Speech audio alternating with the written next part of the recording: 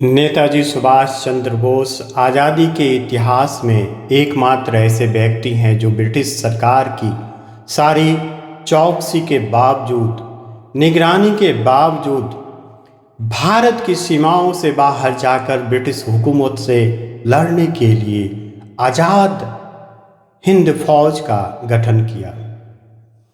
अपने समय व विशेषकर तीसरे दशक के बाद से लोकप्रियता की दृष्टिकोण से गांधी जी व नेहरू जी के बाद नेताजी सुभाष चंद्र बोस का ही स्थान था। नमस्कार, नेताजी सुभाष चंद्र बोस भारतीय जीवन मूल्यों के आधार पर भारतीय राजनीति, समाज, अर्थतंत्र व शिक्षा व्यवस्था का पुनर्गठन करना चाहते थे। उनके बहुत से विचारों को, उदाहरण के तौर पर सुभाष चंद्र बोस भारत को मजबूत व आत्मनिर्भर बनने की दिशा में औद्योगिकीकरण को एक माध्यम मानते थे। उनके इस योजनाबद्ध आर्थिक विकास के विचार को स्वतंत्र भारत की राष्ट्रीय नीति माना गया है। सुभाष चंद्र बोस जी का जन्म 23 जनवरी 1897 को उड़ीसा के कटक में हुआ। उनके पिताजी जानकीनाथ बोस मूलतः बंगाल के रहने वाले थे, जो 19वीं सदी के अंत में वकालत करने हेतु कटक में आ बसे थे। उनकी माता प्रभावती भारतीय नारीत्व का एक उदाहरण थी। सुभाष चंद्र बोस जी अपने 14 भाई बहनों में छठे पुत्र व 9वीं संतान थे। इनका बड़ा परिवार था, इसलिए बचपन में उन्हें लगता था कि उनका अपना कोई महत्व नहीं है। वो परिवार में अपने आप को उपेक्षित अनुभव किया करते थे। परंतु सुभाष चंद्र बोस मेहनत से कभी नहीं घबराए। वह हमेशा यह समझते थे कि जीवन में सफलता पाने हेतु दो ही उपाय हैं, एक परिश्रम व दूसरा धैर्य है। 1913 में मैट्रिक परीक्षा में सारे विश्वविद्यालय में दूसरा स्थान प्राप्त करने के बाद उन्होंने प्रेसिडेंसी कॉलेज कोलकाता में प्रवेश लिया। वो दर्शन शास्त्र का गहन अध्ययन करना चाहते थे, जिससे कि जीवन की आधारभूत समस्याओं का हल कर सके। स्वामी रामकृष्ण व विवेकानंद उनके आदर्श थे। सुभाष चंद्र बोस जी बीए में अपना प्रिय सब्जेक्ट, अपना प्रिय विषय दर्शन शास्त्र को चुना था। सन 1916 में अध्ययन के दौरान इनके साथ एक अनहोनी घटना घटी, जिस वजह सुभाष चंद्र बोस जी की जीवन धारा पलट सी गई।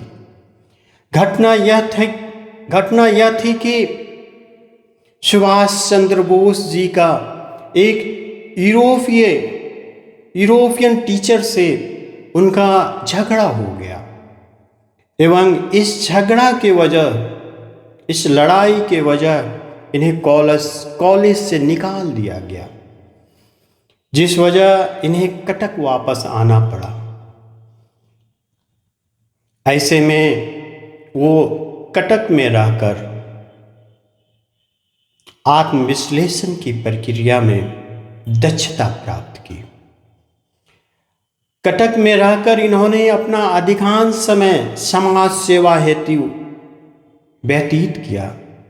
सुभाष चंद्र बोस जी को लगता था कि जीवन का एक अर्थ है और उस अर्थ को समझने के लिए अनुशासन व संयम की आवश्यकता है।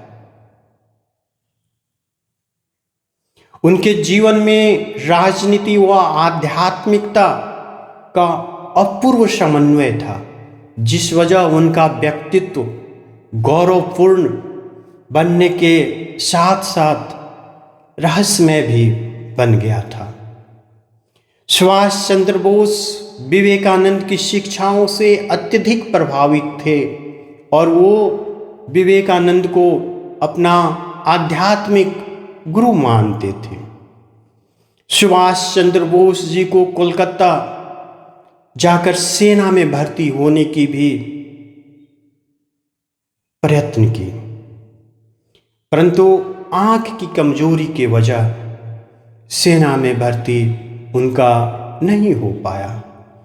उन्होंने स्कॉटिश चर्च कॉलेज कोलकाता में 1917 में बीए के लिए दर्शन शास्त्र विषय हेतु दाखिला लिया और इसके कुछ समय बाद ही वो प्रादेशिक सेना में भी भर्ती हो गए तथा उन्हें 1 साल तक सैनिक जीवन का अनुभव भी प्राप्त हुआ और वर्ष 1919 में दर्शन शास्त्र की ऑनर्स परीक्षा में प्रथम श्रेणी व विश्वविद्यालय में द्वितीय स्थान प्राप्त किया।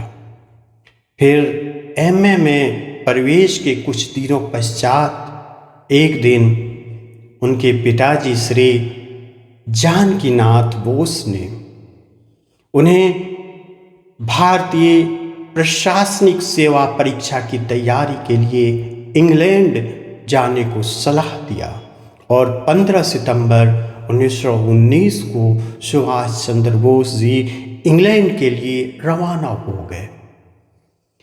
इस समय भारत की राजनीतिक स्थिति बदलने लगी थी।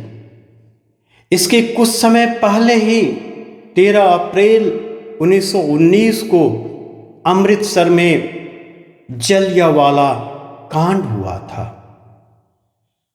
सुभाष चंद्र बोस जी ने लंदन पहुंचने पर कैम्ब्रिज विश्वविद्यालय में दाखिला लिया। कैम्ब्रिज में अध्ययन करते समय विश्वविद्यालय का खुला वातावरण बोस जी को काफी रास आया, परंतु इसके साथ ही साथ बोस जी ने यह भी अनुभव किया कि अंदर ही अंदर अंग्रेजों में कहीं न कहीं श्रेष्ठता का भाव रहता है। भारतीय प्रशासनिक सेवा आईसीएस परीक्षा में सुभाष चंद्र बोस को चौथा स्थान मिला, परंतु उनके मन में अंतर्द्वंद मच गया। वो विदेशी सरकार की नौकरी करना नहीं चाहते थे। इस संबंध में सुभाष चंद्र बोस जी ने अपने बड़े भाई शरत चंद से पत्राचार किया और भारतीय प्रशासनिक सेवा आईसीएस से इस्तीफा देकर सुभाष चंद्र बोस जी 16 जुलाई 1921 को इंग्लैंड से कैम्ब्रिज से भारत लौट आए। Netaji collected works volume 2 published for Netaji research bureau Kolkata by Sisir Kumar Bose के अनुसार जिस वक्त सुभाष चंद्र बोस जी कैम्ब्रिज में आईसीएस या भारतीय प्रशासनिक सेवा से त्याग पत्र देने का विचार कर रहे थे, उन्होंने बंगाल व भारत के नेता देशबंधु चित्तरंजन दास से भी पत्राचार किया था। सुभाष चंद्र बोस के दस्तावेज पार्ट प्रथम के अनुसार उन्होंने श्री देशबंधु चित्तरंजन दास को लंदन से 2 पत्र लिखे थे, जिसमें से पहली बार पत्र 16 फरवरी 1921 को लिखे और दूसरा पत्र 2 मार्च 1921 को लिखे। इन पत्रों में सुभाष चंद्र बोस जी ने देशबंदी को अपना परिचय देते हुए राष्ट्रीय आंदोलन में भाग लेने की इच्छा व्यक्त की। सुभाष चंद्र बोस ने लिखा था कि मुझे सरकारी नौकरी करने की कोई इच्छा नहीं है। मैंने घर में अपने पिताजी व भाई को लिख दिया है कि मैं नौकरी छोड़ देना चाहता हूँ। मुझे अभी तक उनका जवाब नहीं मिला है। वो लिखे थे कि नौकरी छोड़ने के बाद भारत आकर राष्ट्र की सेवा में समर्पित होकर अध्यापन, पत्रकारिता व समाज सेवा में काम करना चाहेंगे। देशबंधु चित्तरंजन दास ने सुभाष चंद्र बोस जी के पत्र का जवाब देते हुए वो कहे थे कि भारत में उत्साही व समर्पित कार्यकर्ताओं की कमी है, उत्साही व समर्पित कार्यकर्ताओं का अभाव है, और जब सुभाष चंद्र बोस भारत वापस लौटेंगे तो उनके पास इस तरह के किसी भी काम की कमी नहीं होगी। इस तरह 16 जुलाई 1921 को सुभाष चंद्र बोस ICS या भारतीय प्रशासनिक सेवा की नौकरी छोड़ भारत वापस आ गए। इस घटनाक्रम में बोस का राष्ट्र के प्रति अटूट व अविचलित प्रेम दृष्टिगत होता है। सिविल सेवा की नौकरी से इस्तीफा देकर सुभाष चंद्र बोस 16 जुलाई 1921 को इंग्लैंड से मुंबई पहुंचे और उसी दिन महात्मा गांधी जी से मुलाकात की।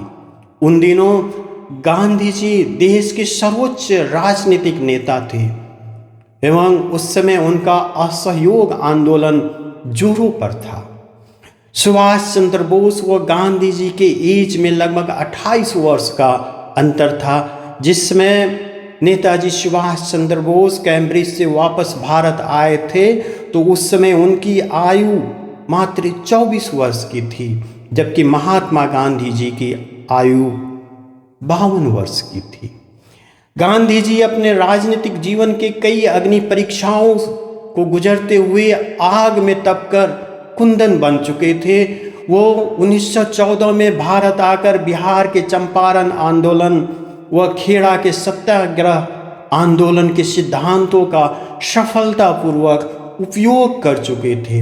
जलियांवाला बाग, रोल्ट एक्ट, खिलाफत आंदोलन ने गांधी जी को उस समय भारतीय राजनीति में सर्वोच्च स्थान स्थापित कर चुका था और गांधी जी का यह स्थान देश की आज़ादी के कुछ समय पहले तक बना रहा। भारत लौटने के बाद नेताजी सुभाष चंद्र बोस महात्मा गांधी द्वारा शुरू किए गए देशव्यापी असहयोग आंदोलन में शामिल हो गए। गांधी जी के निर्देश पर नेताजी सुभाष चंद्र बोस ने देशबंधु चित्तरंजन दास के अधीन एक सामान्य कार्यकर्ता के रूप में काम करना शुरू किया। इससे पहले भी जब नेताजी सुभाष चंद्र बोस को 1916 में एक अंग्रेज टीचर के साथ मारपीट करने के अपराध में उन्हें प्रेसिडेंसी कॉलेज से निकाल दिया गया था, तब उस समय वो देशबंधु चित्तरंजन दास जी से पहली बार मिल चुके थे। सुभाष चंद्र बोस जी चित्तरंजन दास को अपना राजनीतिक गुरु मानते थे।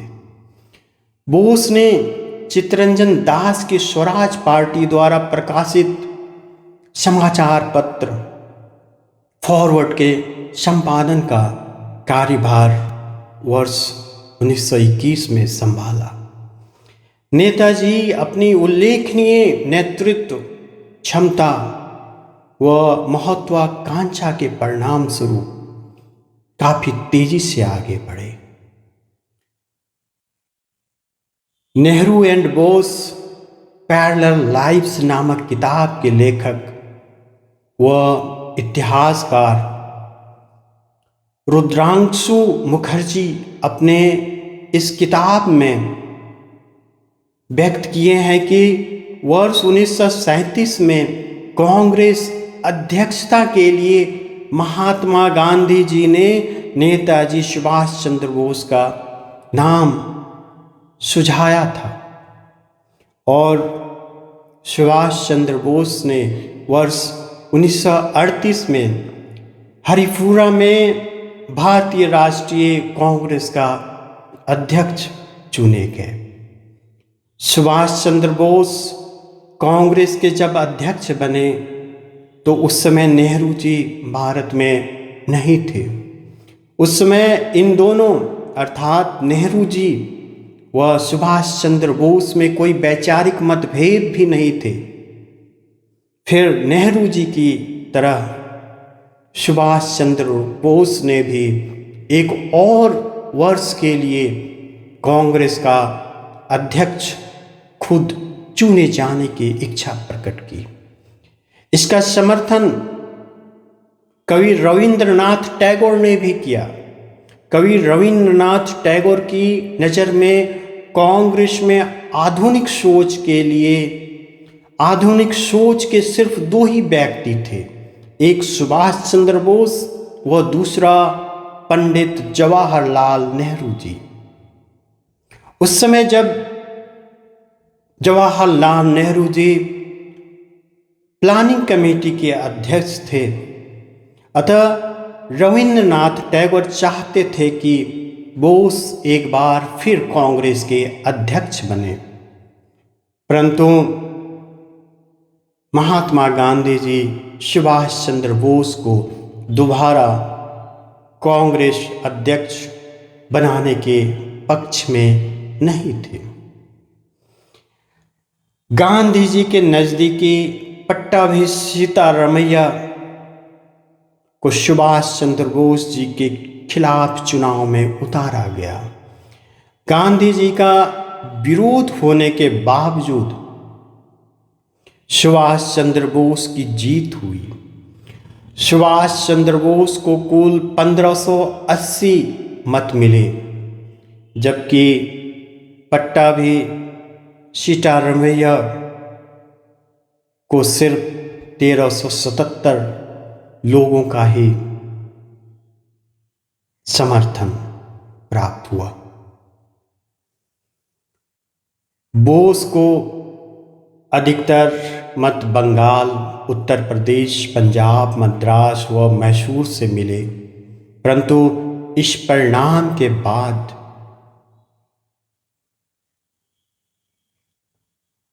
आए महात्मा गांधी के बयान ने सबको चौंका दिया। गांधी जी ने कहा, चूंकि मेरे कहने पर ही पट्टाभी सीतारमैया इस मुकाबले से नहीं हटे थे, चुनाव से नहीं हटे थे, अतः ये हार उनकी न होकर मेरी है।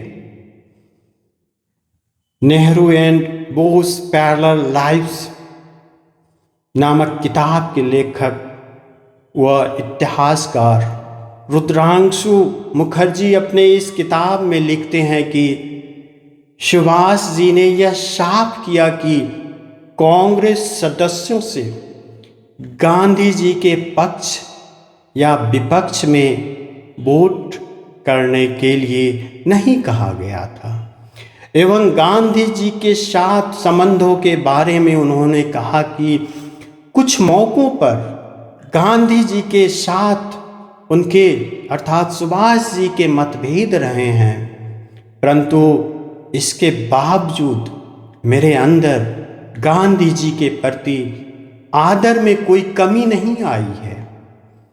मेरी पूरी कोशिश होगी कि मैं भारत के इस महानतम व्यक्ति का विश्वास जीत सकूं। उन्होंने 2 बार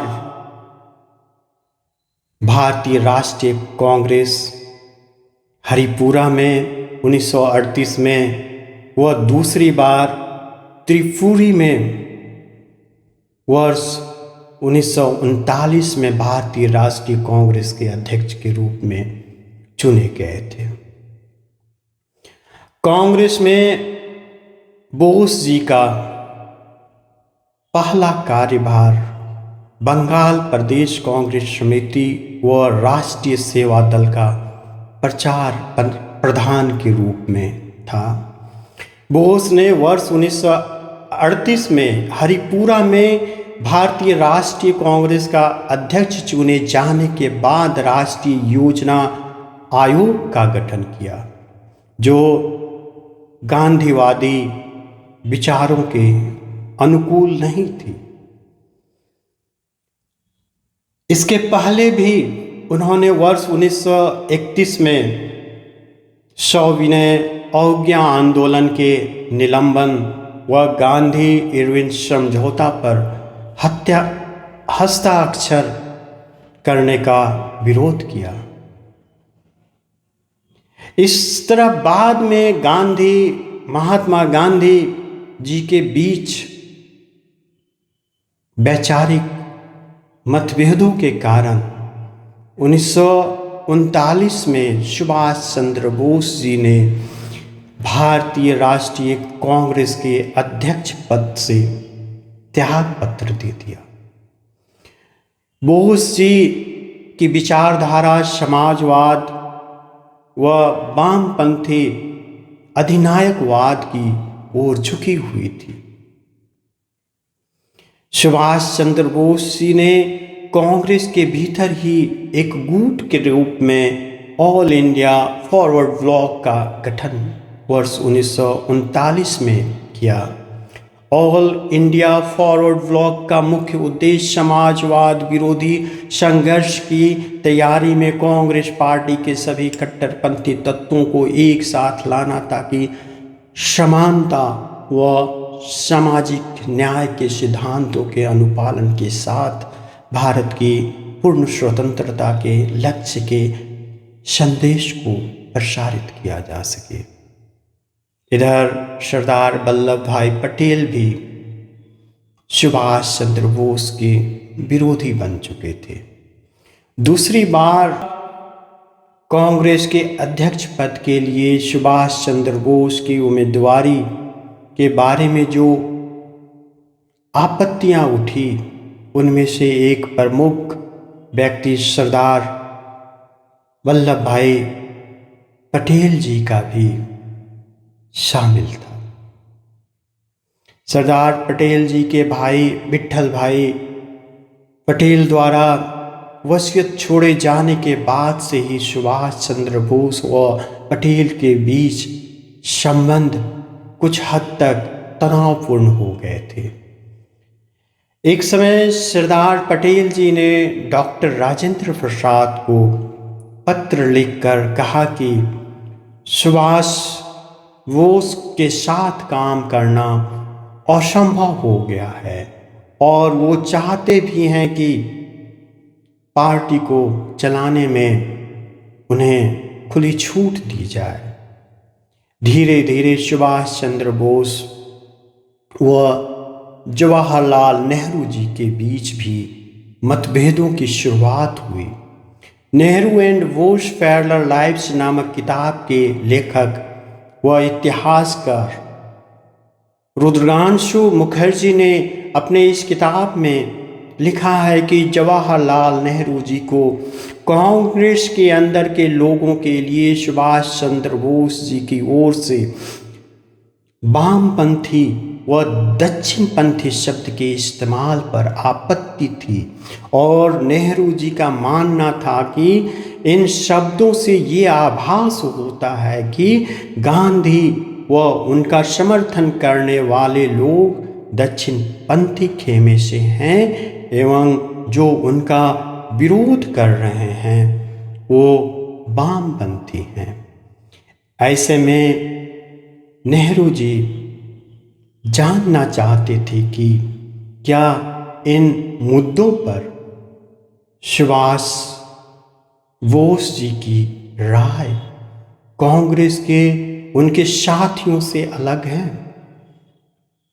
ऐसे में नेहरू जी का सुझाव था कि इन सब का सबसे अच्छा समाधान है कि सुभाष बोस जी इस बारे में अपना एक स्पष्टीकरण नोट जारी करें।